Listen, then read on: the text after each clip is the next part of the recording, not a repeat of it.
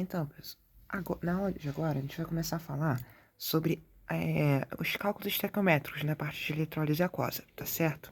Bom, a primeira coisa que a gente tem que entender é a chamada primeira lei de Faraday. O que diz a primeira lei de Faraday? Ela diz que a massa de uma certa substância que está em eletrólise é diretamente proporcional à carga elétrica que atravessa a solução. O que significa? Ou seja, a massa é diretamente proporcional à carga elétrica, ou seja, vai estar multiplicado por uma constante para poder fazer essa igualdade ser verdadeira. Mas a gente não vai utilizar dessa equação muitas das vezes para resolver exercícios. A equação principal que a gente vai ter vai ser essa daqui, ó, que é uma consequência disso daqui, que na verdade é uma lei também da física que a gente vê, que a quantidade de carga elétrica que atravessa a ação vai ser igual ao produto entre a corrente elétrica e o tempo que a mesma é submetida, tá certo? Então, quais serão as unidades que a gente vai utilizar aqui? Ou seja, o tempo vai estar em segundos, a corrente vai estar em amperes, e a carga vai estar sendo utilizada em coulombs, tá certo? Essa vai ser a relação que a gente vai utilizar na maioria dos exercícios. Diante disso, quais são as relações que a gente pode afirmar que também são consequências dessa relação? São o quê? Que a gente tem o quê? O chamado 1 Faraday, que é uma unidade de medida também de carga elétrica, ele vai equivaler a esse valor aqui, 96.500 coulombs, tá certo? Essa é uma relação muito importante, a gente vai utilizar dela para resolver algumas questões. E o que esse mesmo Faraday descobriu? Ele descobriu que 1 mol de elétrons equivale também a essa mesma quantidade de carga elétrica, ou seja, 96.500 coulombs. Então, qual é a relação final que a gente pode concluir? A gente tem que 1 Faraday, ou seja, um F, equivale a 1 mol de elétrons, que vai equivaler a 96.500 coulombs, tá certo? Essa aqui é uma das relações muito importantes, a gente vai usar muito, tanto essa quanto essa daqui, tá certo? Essas relações que eu diria principais na parte de cálculos estequiométricos em eletrólise. A segunda lei de Faraday, embora o professor tenha dado, eu não vi nenhuma questão a qual tenha sido utilizada essa unidade de medida. Até porque, o que diz a segunda lei? Ela diz que a massa de uma espécie também é diretamente proporcional ao equivalente grama. Equivalente grama trata-se de uma unidade de concentração que não é muito utilizada na UPAC, como o professor falou. Então, eu coloquei aqui mais só para a espécie de vocês saber mesmo que a equivalente grama equivale à massa molar da substância dividido pelo NOx total que ela vai apresentar, tá certo? Agora, de importante mesmo, o que a gente tem dessa consequência é a chamada eletrólise em série. Que qual é a relação que a gente vai ter? A gente vai ter o quê? Que sempre que uma eletrólise aquosa estiver conectada em série, a gente vai ter que a massa da substância dividido pela sua massa molar, essa divisão vai ser igual para todas as substâncias presentes. Ou seja, a massa, por exemplo, se eu tenho, sei lá, massa de NaCl dividido pela massa molar do NaCl, vai ser igual a massa, sei lá, tem outra substância aqui dividida pela massa molar dele. A gente vai entender melhor essa relação com o exercício que a gente vai fazer daqui a pouco. Diante disso, não vamos perder tempo muito na teoria, vamos logo para a prática para a gente ver como que isso pode cobrar. Em duas cubas eletrolíticas ligadas em série, ocorrem reações, cujas equações são mostradas a seguir pela passagem de uma corrente elétrica de 1 ampere, ou seja, a gente já sabe que a corrente, o I, vale 1 ampere. Ele deu aqui as equações das duas cubas. Essa é a primeira questão da lista de cálculos estequiométricos, tá certo?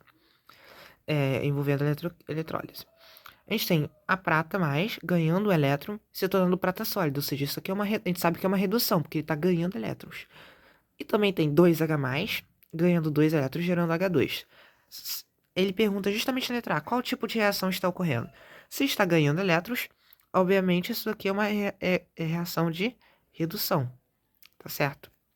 Na letra B ele pede, qual eletrodo ocorre essas reações? Bom, a gente sabe que o eletrodo que ocorre redução é sempre o cátodo, tá certo? E não importa qual seja o processo, seja pilha, seja eletrólise, sempre o eletrodo que vai ocorrer redução vai ser o cátodo. Agora, na letra C, ele pergunta o quê? Qual o tempo necessário para que ocorra a deposição de 1,08 gramas de prata, ou seja, de prata sólida? Como que a gente pode resolver essa questão? Bom, ele quer o tempo. Então, vamos anotar os dados que a gente tem. A gente tem o I, que é 1 ampere. A gente tem o tempo, é o que a gente quer descobrir. Só que, se a gente for usar a fórmula, a gente tem o quê? Q igual a I vezes T, certo? A gente tem o tempo, porém a gente não tem a carga nem o I. Quer dizer, a gente tem a corrente e a gente quer descobrir o tempo, porém a gente não tem a carga. Então a gente precisa descobrir também a carga primeiro para a gente poder fazer a questão. Como a gente vai fazer resolver isso? Vamos utilizar a equação que a gente está tratando, como a gente está tratando de prata, então a gente vai utilizar essa equação aqui.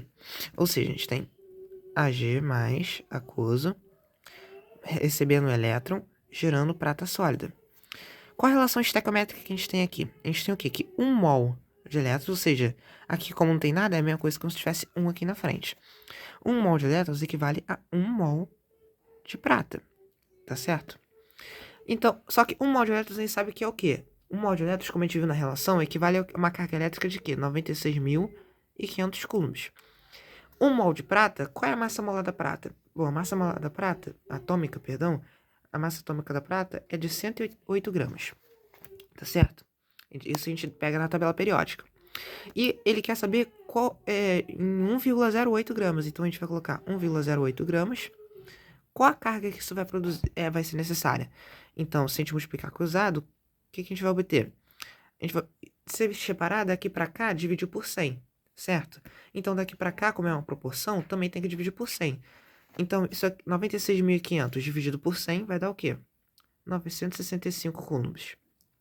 Eu fiz dessa forma para a gente ganhar tempo, só analisando a proporção estequiométrica, mas você também pode fazer multiplicando cruzado e achar o valor do quê? Da mesma forma, tá certo?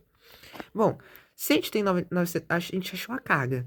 Então, basta a gente substituir agora na fórmula, porque agora a gente tem todos o que a gente precisa. Ou seja, 965 vai ser igual a 1 vezes o tempo.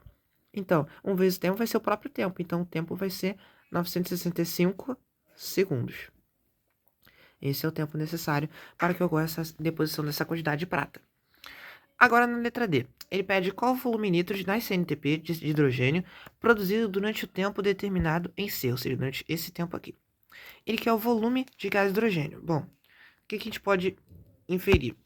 A gente sabe que isso aqui a gente está tratando, como ele falou, é uma cuba eletrolítica ligada em série. Então, se a gente tem a massa da prata presente, a gente pode achar primeiro o quê? A gente pode achar a massa de hidrogênio que vai estar relacionado com isso. Como que a gente acha isso? Através dessa fórmula aqui, ou seja, a gente vai utilizar, a gente vai dizer que a massa de prata dividido pela massa molar da prata vai ser igual ao quê? Vai ser igual a massa de hidrogênio dividido pela massa molar de hidrogênio.